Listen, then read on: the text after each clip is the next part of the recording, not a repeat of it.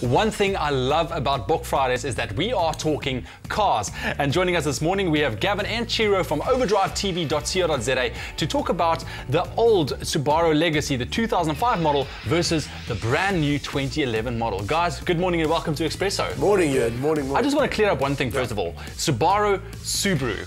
People tend to use those two names. Which one's the correct one? I say Subaru, and I do own one, so I think I'm allowed to say whatever I like. I'm going to go with Gav. Yeah, I'm going to go. I mean, we are talking about cars close to Gavin's heart this morning. He does have the old Legacy wagon, and I've been driving the new Legacy Outback. Exactly. So we're going to compare, and we'll see which one we think is best. I'm here to defend the 2005 model, which I think is infinitely better. Okay. Now, I think we can probably start with the looks. Yeah. I mean, just look at the first one, the first Subaru Legacy. You know, Gav, I mean... Yeah, no, I mean, I'm not being biased here, but I do think that's just bristling with sort of sleekness, if such a thing is possible. I'm just honestly bristling with sleekness. I do just think it's a better looking car. The new one, for some reason, they've just managed to make it more bloated, fatter, rounder. It just doesn't quite have the purpose of the 2005 one. Again, I might be being biased, but yeah, that's just my general feeling on it. Yeah. What's your view on the new looks? I think it looks like a gargoyle, if I'm honest. I like that. I like that. I can't understand why they've gone with this look, because you know the thing is the Legacy wagon that Gav has is basically a race car that you can carry dogs around in. Yes. And now they've essentially made what is a lumpy 4x4, and also the engines have completely changed as well. Let's talk a bit about the engines quickly. Yeah, absolutely. I mean, well, the 2011 one is the world's first ever diesel boxer engine. Mine, really? Diesel boxer. I know it sounds a strange configuration. I'll let Chiro explain it to you. He normally does. Basically, a boxer engine is called such because the pistons punch at each other, hence the name boxer.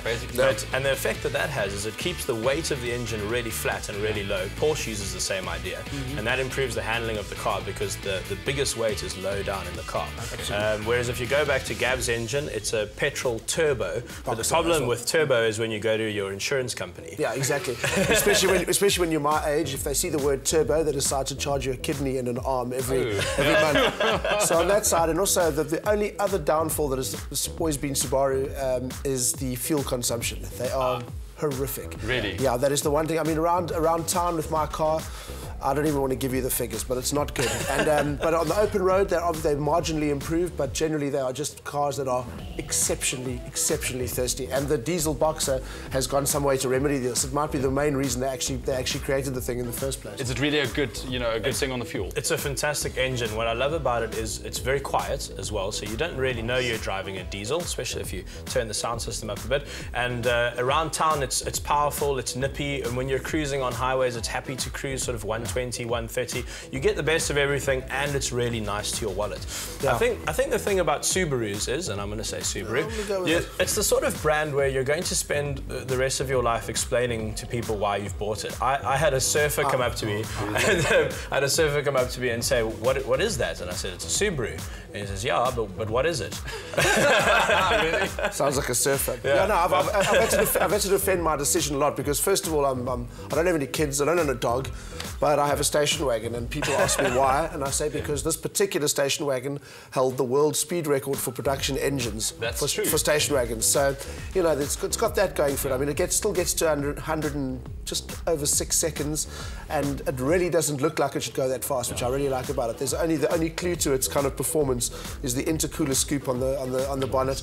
So it's essentially the Subaru Impreza's more grown up, slightly more mature brother, which is what I like about it. And what about the interiors? Just we can quickly touch on that. Did it change quite a bit? It changed massively, and I think even the rear view mirrors on the new ones are uglier than mine.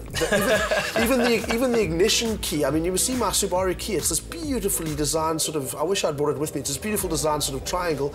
The new one looks horrific.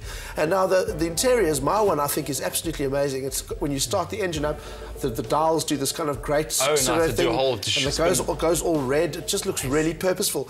Yeah. And then the new one, there's none of that. They've just got rid of all of that sort of sporty side of the car. And I think when my car was made, Subaru was still dominating the World Rally Championship, and now they're focused more on focus groups in America. Okay. So they've gone more for the American market. I think that's what we should point out, that Subaru have not made a bad car at all. In fact, it's a great car, but it's changed its character so much that we just feel like it's lost something.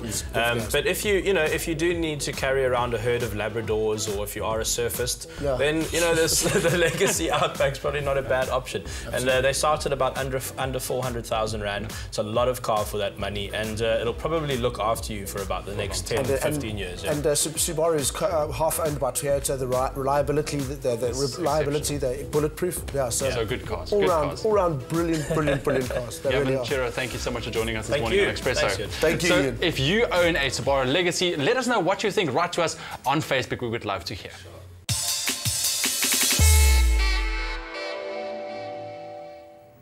Lekker maar brew. Now today, of course, it's Bok Friday, or Bok Braai Day, if you will, and South Africans are always looking for new and funky ways of celebrating our rich and diverse cultures. Now, what better way to do that than through music? That's what two friends decided to do, and almost overnight, their YouTube video became a sensation. Take a look at this. Stay with eXpresso and SABC3.